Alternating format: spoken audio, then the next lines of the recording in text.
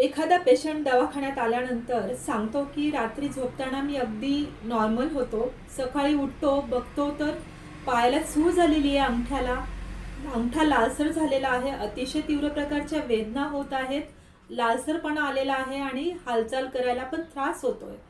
ही सगळी काही लक्षणं त्याला अचानक झालेली असतात आणि वेदना, त्याला जे पेन असतं ते अतिशय प्रमाणात असतं आणि तो म्हणतो की डॉक्टर, रात्री झोपताना तर अगदी नॉर्मल होतं, अचानक कसं काय काय झालं असेल? तर ह्याच जर तुम्हाला लक्षणांचा त्रास असेल तर त्याबद्दलच मी माहिती सांगणार आहे. नमस्कार, मी डॉक्टर आशा. आज आपण बोलणार आहोत युरिक ॲसिडमुळे होणारा संधिवात आणि ह्या संधिवातामागे कोणती कारणं आहेत, काय पथ्य पाळावी लागतात आणि कोणत्या गोष्टींमुळे हा वाढू शकतो, हे सगळं आज मी तुम्हाला सविस्तर सांगणार आहे. तो व्हिडिओ शेवटपर्यंत बघा अशी विनंती करते. आणि तुम्ही माझ्या चॅनलवर पहिल्यांदाच आला असेल तर नक्कीच चॅनलला सबस्क्राईब करायला विसरू नका आणि सोबतच बेल आयकॉन दाबायला विसरू नका, म्हणजे तुम्हाला सगळे नोटिफिकेशन माझ्या व्हिडिओचे येतील आणि तुम्ही व्हिडिओ नक्की बघा. युरिक ॲसिड आपल्या शरीरातील रासायनिक टाकाऊ पदार्थ आहे. ज्यावेळेस प्युरिनचं मेटाबॉलिझम किंवा विघटन होत असतं त्यावेळेस हे युरिक ॲसिड बाय प्रोडक्ट किंवा एंड प्रोडक्ट म्हणून तयार होत असतं. आपल्या शरीरात प्युरिन हे कुठून मिळतं? 70% आपलं शरीर हे प्युरिन बनवत असतं, 30% आपल्या आहारातून प्युरिन मिळत असतं. आता ते कसं? ज्यावेळेस असंख्य अशा पेशी रोज तयार होत असतात आपल्या शरीरात आणि मरतही असतात तेवढ्याच प्रमाणात, म्हणजे ट्रिलियन्स ऑफ सेल नव्याने तयार होणं, मरण पावणं ही जी लाईफ सायकल चालू असते, ज्यावेळेस ह्या पेशींचं विघटन किंवा मेटाबॉलिझम होत असतं तर त्या पेशींमध्ये असणारं न्यूक्लियस, त्याच्यामध्ये असणारं जे जेनेटिक मटेरियल DNA RNA याचं विघटन होत असताना दोन प्रकारचे प्युरिन तयार होतात. एक आहे ॲडिनिन, दुसरं आहे गुवानिन. ह्या दोन्ही प्रकारच्या प्युरिनचं विघटन होत असताना शेवटी जो पदार्थ तयार होतो, केमिकल तयार होतो, त्यालाच आपण युरिक ॲसिड असं म्हणतो. आणि हे युरिक ॲसिड आपल्या शरीरातून फ्लश किंवा बाहेर काढून टाकण्याचं काम किडनी करत असते. बघितलं तर 70% किडनी हे युरिक ॲसिड बाहेर काढण्यासाठी मदत करत असते आणि राहिलेले 30% जे युरिक ॲसिड आपल्या शरीरात वाढलेलं असतं ते आपल्या डायजेस्टिव्ह सिस्टीममधून बाहेर टाकण्यास मदत होते. आपण बघितलं की 70% युरिक ॲसिड हे आपल्या शरीरातच तयार होत असतं, उरलेलं 30% आपल्या डाएटमुळे ते मिळत असतं. हे प्रोडक्शनचं जी मेकॅनिझम आहे आणि युरिक ॲसिड काढून टाकण्याचं जे मेकॅनिझम आहे, जे किडनीद्वारे युरिक ॲसिड फेकलं जातं, या दोन मेकॅनिझममध्ये काही असमतोल निर्माण झाला, म्हणजे प्रोडक्शन एकीकडे वाढलं, एक्सक्रिशन म्हणजे बाहेर टाकून देण्याची जी प्रोसिजर आहे ती व्यवस्थित झाली नाही तर आपल्या रक्तामध्ये युरिक ॲसिड वाढतं आणि त्याचे परिणाम असे होतात की हे वाढलेलं युरिक ॲसिड, त्याला आपण युरेट म्हणतो, त्याचे सुईसारखे क्रिस्टल्स तयार होतात आणि ते रक्ताद्वारे किडनीपर्यंत जातात आणि किडनी ते फिल्टर करायला जाते. पण योग्य प्रमाणात जर किडनी ते फिल्टर करू शकली नाही तर किडनीमध्ये हे क्रिस्टल्स जमायला लागतात आणि वाढलेल्या क्रिस्टल्समुळे, जमा झालेल्या क्रिस्टल्समुळे तिथे किडनीचे स्टोन तयार होतात.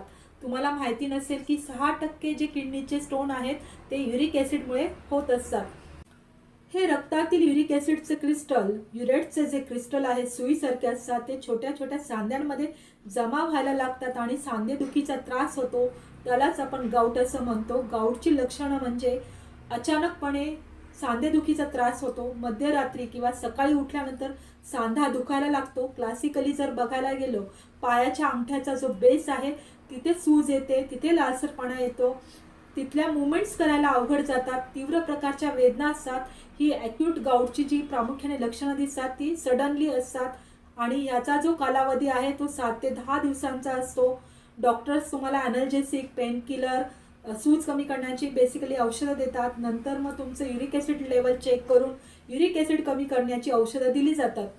क्रॉनिक गाऊट म्हणजे की ज्यांना जुनाट असा गाऊटचा आजार आहे, याच्यामध्ये काही लोकांमध्ये असं दिसून येतं की जे स्किनचं चामडं आहे, म्हणजे आपली स्किन आहे, त्याच्या खाली जे क्रिस्टल्स आहेत आणि तिथल्या ज्या पेशी आहेत ते एकत्र येऊन तिथे गाठ तयार होते. त्याला टॉफाय असं म्हटलं जातं मेडिकल लँग्वेजमध्ये. त्याला टॉफियस गाऊट असं म्हणतो, क्रॉनिक टॉफियस गाऊट. पुरुषांमध्ये स्त्रियांपेक्षा जास्त युरिक ॲसिड वाढण्याचं प्रमाण असतं. तसंच 30 आणि 50 वयोगटामध्ये युरिक ॲसिड वाढण्याचं प्रमाण जास्त पुरुषांमध्ये असतं. मासिक पाळी ज्यावेळेस संपत आलेली असते किंवा मेनोपॉजचा काळ असतो, मेनोपॉज नंतर स्त्रियांमध्ये हे युरिक ॲसिड वाढलेलं बघायला मिळतं. जोपर्यंत स्त्रियांमध्ये मासिक चक्र चालू असतं, इस्ट्रोजन हार्मोन मुबलक प्रमाणात असतं, तोपर्यंत ते युरिक ॲसिड कंट्रोल करण्याचं काम करत असतं. नॉर्मल रेंज बघूयात युरिक ॲसिडची. पुरुषांमध्ये युरिक ॲसिडची मात्रा ही 3.4 मिलीग्रॅम ते 7 मिलीग्रॅम पर डेसिलिटर एवढी असते. स्त्रियांमध्ये ही मात्रा 2.4 मिलीग्रॅम ते 6 मिलीग्रॅम पर डेसिलिटर एवढी असते. म्हणजेच पुरुषांमध्ये 7 मिलीग्रॅम पर डेसिलिटरपेक्षा युरिक ॲसिड वाढलेलं असेल आणि स्त्रियांमध्ये 6 मिलीग्रॅम पर डेसिलिटर एवढं जर युरिक ॲसिड असेल तर ते ॲबनॉर्मल म्हटलं जातं आणि त्यालाच आपण मेडिकल लँग्वेजमध्ये हायपर युरेसिमिया असं म्हणतो.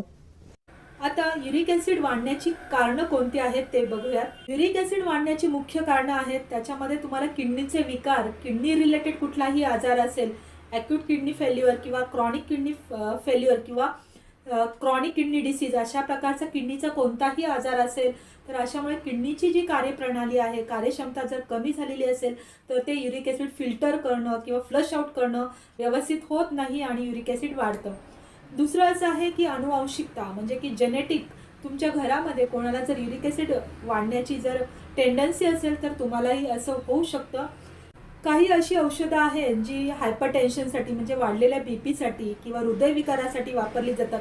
त्याच्यामध्ये ACE इनिबिटर्स ज्या गोळ्या आहेत, बीपी कमी करण्याच्या ज्या गोळ्या आहेत, डायरेटिक जे आहेत किंवा बीटा ब्लॉकर्स आहेत, अस्प्रिन आहे, ह्या काही औषधं जी आहेत याच्यामुळे सुद्धा तुमचं युरिक ॲसिड वाढू शकतं. चौथं महत्त्वाचं कारण आहे जे युरिक ॲसिड वाढण्यासाठी कारणीभूत असतं ते म्हणजे की मेटाबॉलिक सिंड्रोम. हे एकमेकांशी इंटरकनेक्टेड असतात. त्याच्यामध्ये लाईफस्टाईल डिसऑर्डर प्रामुख्याने बघायला मिळतात. त्याच्यामध्ये पहिल्यांदा येतं ते म्हणजे टाईप 2 डायबिटीज, हायपरटेन्शन, ओबेसिटी, वाढलेलं कोलेस्ट्रॉल आणि युरिक ॲसिड हे एकमेकांशी इंटरकनेक्टेड असतात. म्हणून ज्यांना युरिक ॲसिडचा त्रास आहे तर त्यांची पार्श्वभूमी जी आहे ती महत्त्वाची बघायचं. त्यांचं ओबेसिटी आहे का, त्यांना कोलेस्ट्रॉल कसं आहे त्यांच्या रक्तातलं, रक्तातील साखर कशी मेंटेन आहे की नाही, आणि त्यांचं ब्लड शुगर आणि ब्लड प्रेशर व्यवस्थित आहे की नाही हे बघणं फार महत्त्वाचं आहे. पाचवं महत्त्वाचं कारण ते म्हणजे युरिक ॲसिड वाढायला मदत करत असतं ते म्हणजे तुमची लाईफस्टाईल चुकीच्या पद्धतीने असेल, तुम्ही मद्यपान जास्त प्रमाणात करत असाल, अल्कोहोलचा वापर जास्त प्रमाणात करत असाल, दारू जास्त प्रमाणात पित असाल, बियर जास्त घेत असाल तर यामुळे सुद्धा तुमचं युरिक ॲसिड वाढू शकतं, वाढतंच. दुसरं म्हणजे की तुम्ही स्मोकिंग, टोबॅको एनी फॉर्ममध्ये घेत असाल, बिडी, सिगारेट, तंबाखू, गुटखा, जर तुम्ही तंबाखूचं सेवन करत असाल त्यामुळे सुद्धा युरिक ॲसिड वाढू शकतं. सहावं महत्त्वाचं कारण जे युरिक ॲसिड वाढण्याशी कारणीभूत असतं ते म्हणजे की तुम्हाला कुठल्याही प्रकारची सर्जरी तुमची झाली असेल किंवा कुठल्याही प्रकारचा तुम्हाला फिजिकल ट्रॉमा झाला असेल, ह्या कंडिशनमुळे सुद्धा तुम्हाला युरिक ॲसिड रक्तामधलं वाढू शकतं. ही होती बेसिक कारणं जी युरिक ॲसिड वाढण्याची. वाढलेले युरिक ॲसिड आणि गाऊटसाठी जी ॲलोपॅथिक मेडिसिन आहेत त्याच्यामध्ये वेदनाशामक, पेन किलर गोळ्या प्रामुख्याने वापरले जातात. त्याच्यामध्ये ibuprofen, non steroidal anti inflammatory drugs दिले जातात. काही अशीही औषधं आहेत मॉडर्न मेडिसिनमध्ये, त्याच्यामध्ये युरिक ॲसिडचं प्रमाण कमी करण्यासाठी, पातळी कमी करण्यासाठी, मेंटेन ठेवण्यासाठी औषधं दिली जातात किंवा किडनीमधून हे युरिक ॲसिड फ्लश होण्यासाठी औषधं दिली जातात. त्याच्यामध्ये ॲलिप्रिनॉल, फेब्युक्सोस्टॅट नावाची जी औषधं आहेत, प्रोबेनॉल, ही अशी काही औषधं दिली जातात ज्याने किडनीसुद्धा व्यवस्थित काम करते आणि युरिक ॲसिड फ्लश केलं जातं. अशा प्रकारे ॲलोपॅथिक मेडिसिनमध्ये औषधं दिली जातात. आता ह्याचं निदान कसं करायचं ते आपण बघूयात. युरिक ॲसिड जर वाढलं असेल तर कशा प्रकारे निदान करायचं. जर तुम्हाला गाऊट आहे आणि त्याची तपासणी करायची असेल तर आपण काय करतो, एक्सरे करायला सांगतो पेशंटला, रक्तातील युरिक ॲसिडची मात्रा बघायला सांगतो, सोनोग्राफी करायला सांगतो, सिटी स्कॅन करायला सांगतो. त्या जॉईंटमध्ये जे सूज आलेले आहे तिथे निडल टाकून तिथलं पाणी काढलं जातं आणि त्या पाण्याची तपासणी मायक्रोस्कोप खाली केली जाते. तिथे युरेटचे क्रिस्टल आहेत का हे बघितलं जातं आणि नंतरच निदान होतं की तुम्हाला गाऊट आहे की नाही. आता हे झालं गाऊटबद्दल. आता मेन मुद्दा की काय गोष्टी आपण खायला पाहिजेत आणि काय गोष्टी नाही खायला पाहिजेत त्याकडे आपण वळूयात. युरिक ॲसिड वाढण्यामागे मुख्यतः आपली लाईफस्टाईल खूप महत्त्वाची आहे. तुमची लाईफस्टाईल जर चुकीची असेल, मगाशी मी सांगितल्याप्रमाणे जे मेटाबॉलिक सिंड्रोम आहे ज्याच्यामध्ये डायबिटीज, कोलेस्ट्रॉल वाढलेलं, तुमचं वजन वाढलेलं, बीपीचा त्रास असेल आणि युरिक ॲसिड हे एकमेकांशी इंटरकनेक्टेड असतात, तर तुमची लाईफस्टाईल जर चांगली असेल तर युरिक ॲसिड कमी होण्यासाठी मदत होते. ज्यावेळेस तुमचं हाय ब्लड प्रेशर असतं, बीपी जास्त असतं, शुगर जास्त वाढलेली असते, तुमच्या रक्तामध्ये चरबीचं प्रमाण जास्त असतं, कोलेस्ट्रॉल जास्त असतं, तुमचं वजन जास्त वाढलेलं असतं, या कंडिशन बरोबर युरिक ॲसिडही वाढलेलं असतं. हे एकमेकांशी इंटरकनेक्टेड असतात. म्हणूनच तुमची लाईफस्टाईल मॉडिफिकेशन करणं खूप गरजेचं आहे. तुमची ज्यावेळेस शुगर कंट्रोलमध्ये येईल, BP कंट्रोलमध्ये येईल, तुमचं वजन आटोक्यात असेल आणि तुमच्या रक्तातील कोलेस्ट्रॉलची मात्रा कमी असेल, त्याबरोबर तुमचं युरिक ॲसिडसुद्धा बॅलन्स राहील. म्हणूनच लाईफस्टाईल मॉडिफिकेशन करणं गरजेचं आहे. त्यासाठी एक्सरसाइज, योगा खूप महत्त्वाचं आहे. पाण्याचं प्रमाण, तुम्ही पाणी व्यवस्थित घेतलं पाहिजे. रोज 2 ते 2.5 लिटर पाणी घ्यायला पाहिजे, जेणेकरून तुमचं युरिक ॲसिड सॅच्युरेटेड नाही राहणार, किडनी वाटे फ्लश आउट व्हायला मदत होईल. ज्यांना गाऊटचा त्रास आहे आणि युरिक ॲसिड वाढलेला आहे आणि ते व्हेजिटेरियन असेल, तर त्यांनी कुठलं पथ्य पाळायला पाहिजे किंवा कुठल्या गोष्टी घ्यायला पाहिजेत, घेतल्या नाही पाहिजे. जे व्हेजिटेरियन लोक आहेत त्यांना बघितलं तर कुठलंच पथ्य पाळायची गरज नाही. त्यांनी लाईफस्टाईल मॉडिफिकेशन केलं पाहिजे, वजन कंट्रोलमध्ये ठेवलं पाहिजे. बॅड हॅबिट्स असतील, स्मोकिंग, अल्कोहोल, तंबाखू कुठल्याही फॉर्ममध्ये घेत असतील ते कमी केलं पाहिजे. एक्सरसाइज, पाण्याचं प्रमाण वाढवलं पाहिजे. ह्या सगळ्या गोष्टी करायला पाहिजे. डाएटमध्ये बघितलं तर तुम्ही सगळ्या प्रकारच्या डाळी घेतल्या पाहिजेत, सगळ्या प्रकारची कडधान्य घेतली पाहिजे. जे सीझनल फूड आहे ते सगळं घेतलं पाहिजे, प्रमाणात घेतलं पाहिजे. म्हणजे आपली भाजी पोळी, वरण भात, सलाद जे असं आपलं कॉम्बिनेशन बॅलन्स डाएट आहे ते घेतलं पाहिजे. उगाचच प्रोटीनच्या मागे धावून चालणार नाही. नुसतंच कार्बोहायड्रेट घेतले, नुसतंच प्रोटीन घेतलं तर चालणार नाही. बॅलन्स फॉर्ममध्ये आपल्याला घ्यायचं आहे. डाळींचं प्रमाण किंवा कडधान्याचं प्रमाण युरिक ॲसिड वाढलेल्या पेशंटनी कसं केलं पाहिजे. तुम्ही जर डाळी घेत असाल त्याच्यामध्ये प्रोटीन असतं, मसूरची डाळ खाऊ नये किंवा पालक खाऊ नये, टोमॅटो खाऊ नये असं बऱ्याच ठिकाणी सांगितलं जातं. सोयाबीन खाऊ नये, ब्रोकोली, फुलकोबी, फ्लावर खाऊ नये, बऱ्याच अशी लोक आपल्याला सल्ले देत असतात. तुम्ही सगळ्या प्रकारच्या भाज्यांचं सेवन करू शकता. फक्त भाज्या चांगल्या धुवून, चांगल्या प्रकारे, चांगल्या पद्धतीने शिजवून जर घेतल्या तर त्यांचा कोणताच साईड इफेक्ट होत नाही. त्याने आपल्याला मिळणारी जी पोषण तत्व आहेत ती योग्य प्रमाणात मिळतात. दुसरं म्हणजे तुम्ही डाळी जर खात असाल तर मसूरची डाळ पण जास्त प्रमाणात खाऊ नये असं बरेच जण सांगतात. मग तुम्ही डाळी जर खात असाल तर मिक्स डाळी करून खा. म्हणजे थोडं मसूर, थोडी तुरीची डाळ, मुगाची डाळ, हरभरा डाळ अशा मिक्स डाळीचं सेवन केलं तर तुम्हाला चांगलेच बेनिफिट मिळणार आहेत. डाळी तुम्ही खाण्याच्या आधी त्या डाळी छान आधी 2-3 तास सोक करायला ठेवा, पाण्यामध्ये भिजत घाला. चांगल्या छान भिजल्या डाळी की त्या छान तुम्ही व्यवस्थित योग्य पद्धतीने शिजवून त्या डाळी घेतल्या पाहिजेत, जेणेकरून तुमचं युरिक ॲसिडसुद्धा वाढणार नाही आणि तुम्हाला प्रोटीनसुद्धा मिळतील. व्हेजिटेरियन लोकांना रिस्ट्रिक्शन नाही, तर लाईफस्टाईल मॉडिफिकेशन करणं खूप महत्त्वाचं आहे. बॅड हॅबिट आपल्याला कट करायचे आहे. लाईफस्टाईल मॉडिफिकेशनमध्ये स्मोकिंग, अल्कोहोल वर्ज्य करायचं आहे, वॉकिंग करायचं आहे, पाणी भरपूर प्रमाणात प्यायचं आहे, हे पाळलं पाहिजे. जे नॉन व्हेजिटेरियन लोक आहेत त्यांनी त्यांच्या डाएटमध्ये ऑर्गन मीट, रेड मीटचं प्रमाण कमी करायचं आहे. ऑर्गन मीटमध्ये लिव्हर, कलेजी, आपण असं म्हणतो भेजा किंवा पॅन्क्रियाज, हार्ट, जे प्राण्यांचे अवयव असतात ते कमी प्रमाणात खाल्ले पाहिजेत. रेड मीट म्हणजे बीफ, मटण, पोर्क किंवा मटण, आपण जे बकऱ्याचं मटण खातो ते, त्याचं जी फ्रिक्वेन्सी आहे ती कमी केली पाहिजे. 15 दिवसातून एकदा ठीक आहे. शक्य असेल तर ते खाणंच टाळावं रेड मीटवर. सी फूड हे सुद्धा प्युरिन रिच पदार्थांमध्ये मोडतात. त्याच्यामध्ये सुके मासे, बोंबील, सुकट हे मोस्टली. ड्राईड फिश जे असतात त्याच्यामध्ये प्युरिन जास्त असतं. छोटे मासे, झिंगे, खेकडा, शिंपले, मॅक्रेल असे बरेच मासे आहेत त्याच्यामध्ये प्युरिन जास्त असतं, ते खाणं टाळावं.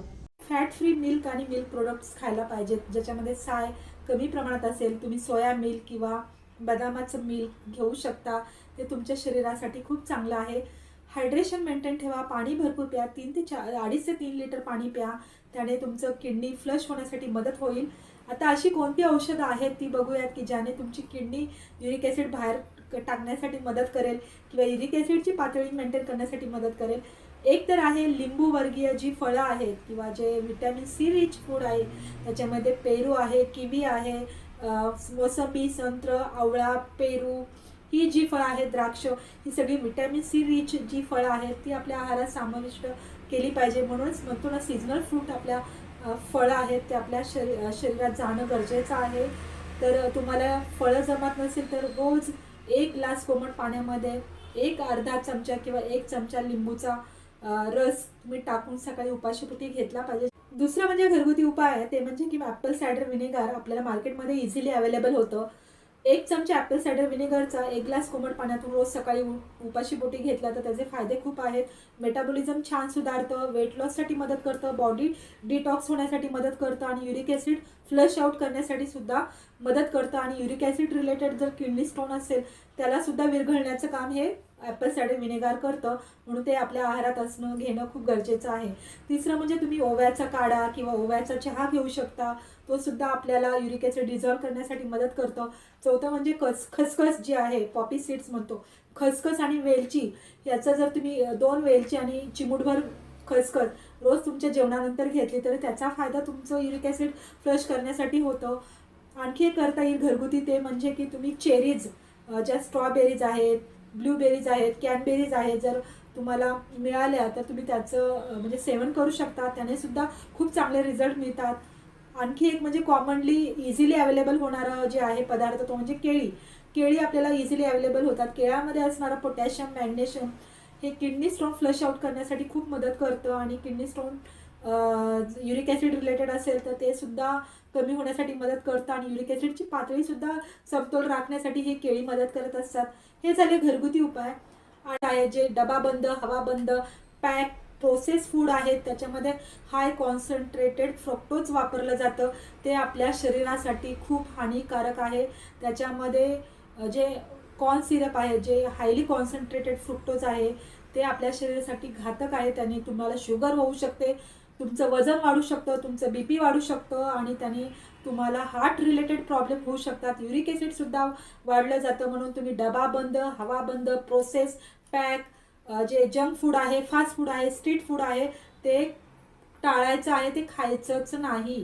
तर तुम्ही ते सुद्धा पाळलं पाहिजे. कॉफी तुम्ही घेत असाल थोड्या प्रमाणात, 1 कप दिवसभरातून ठीक आहे. पण कॉफीचं पण अधिक सेवन केलं, जे ॲसिडिक पदार्थ आहे, ज्याने तुमचं ॲसिड वाढेल असे जर पदार्थ तुम्ही घेतले, म्हणजे तेलकट, तळलेले, म्हणजे असं आपण म्हणतो ना एकदम असे मसालेदार जे पदार्थ आहेत, चहा, कॉफी, ज्याने ॲसिडिटी वाढते, असे पदार्थ सुद्धा तुम्हाला कमी करायचं आहे, जेणेकरून तुमचं युरिक ॲसिडसुद्धा कमी होईल. आता मी इथेच थांबते. असेच इन्फॉर्मेटिव्ह व्हिडिओ बघण्यासाठी तुम्ही माझ्या चॅनलला नक्कीच सबस्क्राईब कराल अशी मी आशा करते. स्टे ट्यून आणि स्टे हेल्दी. बाय.